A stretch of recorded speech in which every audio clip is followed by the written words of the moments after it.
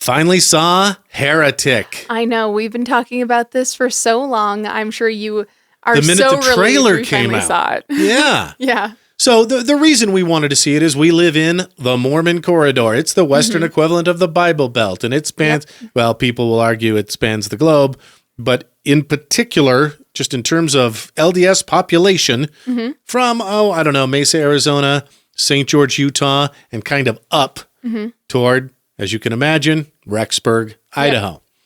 We're in there. We're in that world. You are okay, here's a term I'm hearing being thrown around a lot more now these days, Exmo. Yes. You're a former Mormon. I am. A foreman. I am. Okay. Yeah. And we saw a couple of Exmo blogs on the movie. But yeah, because it features two sister missionaries that go to a house owned by Hugh Grant and find themselves in sort of a Saw-like chamber of horrors. I mean, definitely not as gory as Saw, but yeah, sort of this like mind situation where they have to make decisions based on the information he's giving them. And let's make this the spoiler alert marker. Yeah, sorry, we're going to get pretty in-depth here, so be ready. Back to the guy who unalived the United Healthcare CEO. He's a terrible person. He does terrible things. But yeah, he invites these sister missionaries in, and they have a really interesting conversation about theology. Yes. Yeah. And then he makes them choose between two doors, one marked believe or belief. Belief and disbelief. And one marked disbelief. Right.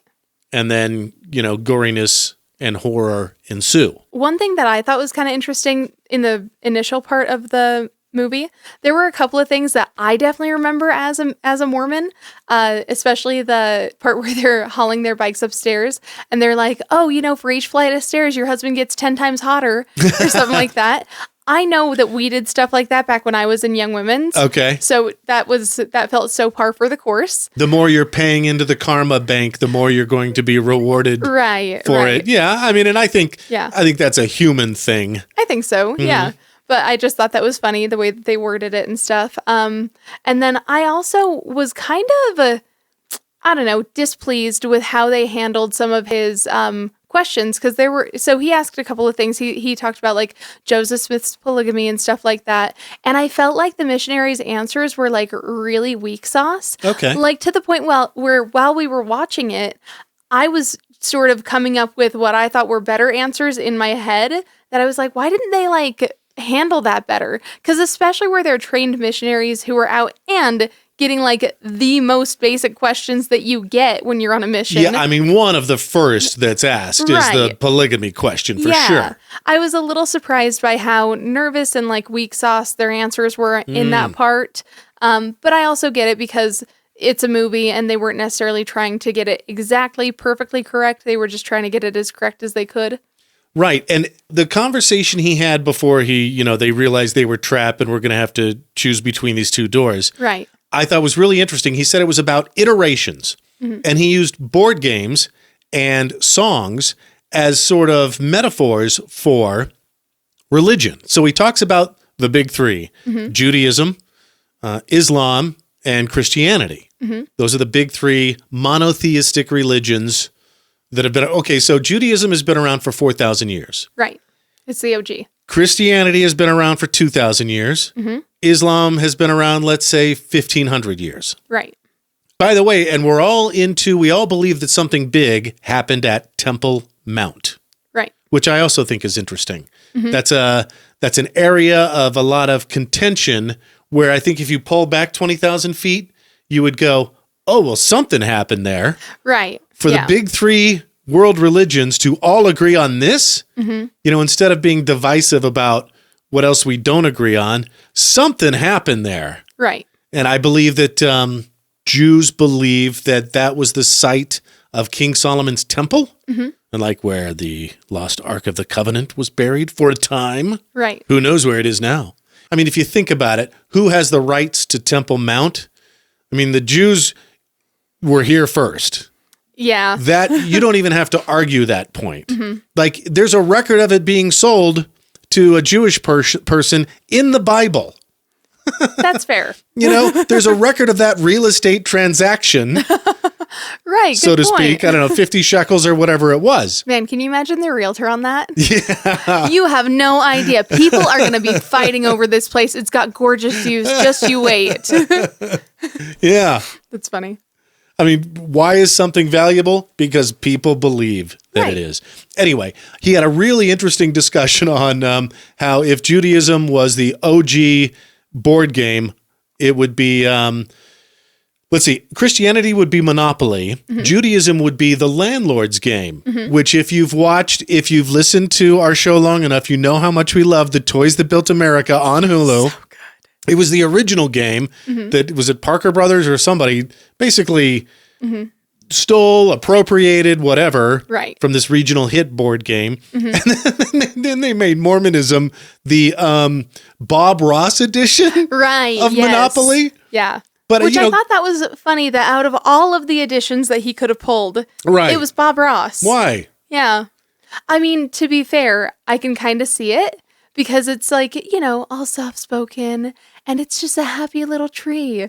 It's very... Maybe that's It's very quaint, Oh, and going back to, while we're on the subject, you remember me talking about, and it became a whole deal with people in the comments section about code switching, but basically the Mormon male voice that's adopted by a lot of LDS men. Right. When we get a new prophet in the church, they sort of hear that voice.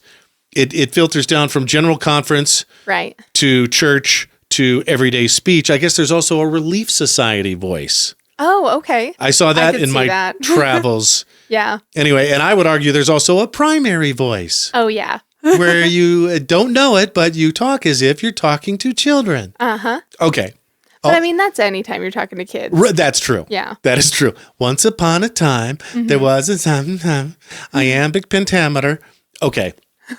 I'll get off of this, but he also uses the music analogy and how Radiohead's Creep was sort of a ripoff of the Hollies, The Air That I Breathe, and then also redone in the 2000s by Lana Del Rey, and I forget the song. Right. So that I thought was an interesting discussion. Yeah, I thought I liked his little presentation. He felt like a theology professor. Right. In a way, it came across as very mansplainy. A little bit, yeah. But he makes some good points. Yes. And I actually kind of walked away from the movie feeling like it was sort of pro-LDS in a way. It was pro-faith. Yeah. I think. Yeah. That's probably a better way of putting it. I really liked the two gals that they chose for it because it turns out both of those girls are actually ex-Mormon. Oh, really? Yeah. The two gals that they've set up basically are like the happy, cheery, like, oh, I'm just so grateful to be here. And also I come from a huge family, Mormon. And then there's the sort of slightly more skeptical, a little more reserved one that's like, she's wearing like the black clothes and stuff. And she's a little bit more like reserved. Like not newly Mormon, but she sort of converted came back. Yeah. So I thought that was neat. I also noticed and thought it was kind of interesting that they sort of turn that one, the more skeptical Mormon, into an almost Christ-like figure, in my opinion, near the end. Yes, I see what you're saying. It's my understanding that the church is not a fan of the movie. Yeah, basically. I don't know if they've told people not to see it, but they don't like the fact that it depicts two LDS missionaries being abducted and tortured. Yeah. And I don't blame them, rightfully so. Right. I do think that they've got... But I'm glad I watched it. Right, I would agree. I do think that they have a valid point there, and realistically, I don't think that will lead to more violence against missionaries than we've seen in the past. If anything, if it does inspire anyone to do anything, that person was already on the track to do stuff. Right. It might just inspire them in a slightly different flavor than they may have before. Yeah, I mean, have the Saw movies inspired people to create real life houses of horror and do? Right. I mean, if you're going to be Jigsaw in a Saw movie, that takes a lot of work and a lot of planning and a lot of discretionary income. You've got to be one sick, twisted sociopath to make that much money. Who's independently wealthy, and then take it out on people. Right. If you had that much money, you wouldn't have too much to be mad about, I wouldn't think. I would agree.